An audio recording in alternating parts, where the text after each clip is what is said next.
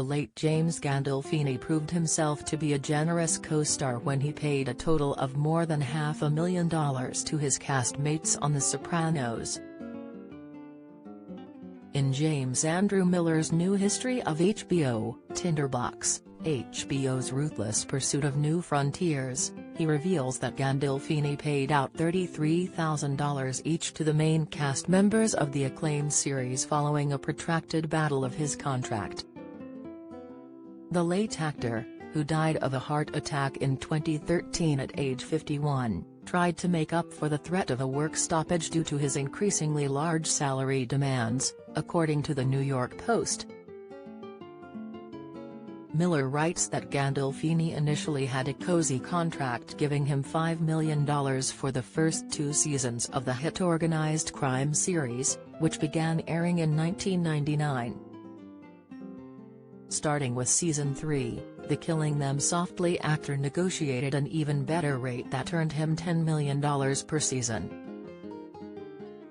But Gandolfini and his representatives weren't satisfied, and they pushed for even greater compensations for later seasons of the series, which was on the air for 6 seasons before concluding in 2007.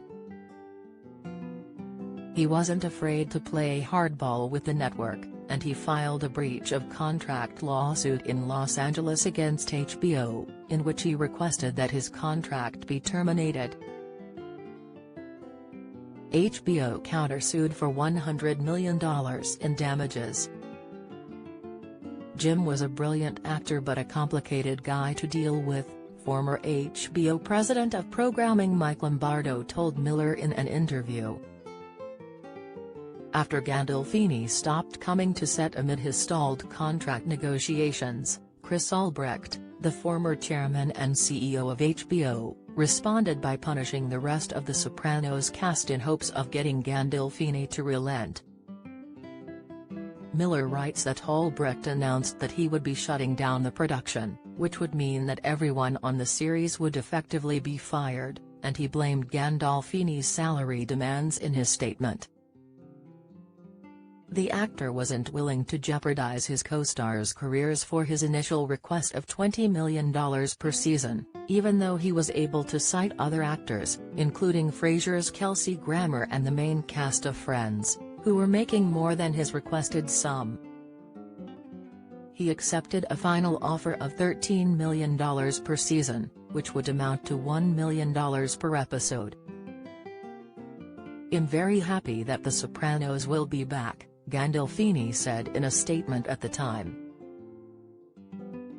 "It's a show that I love doing, with people that I love working with."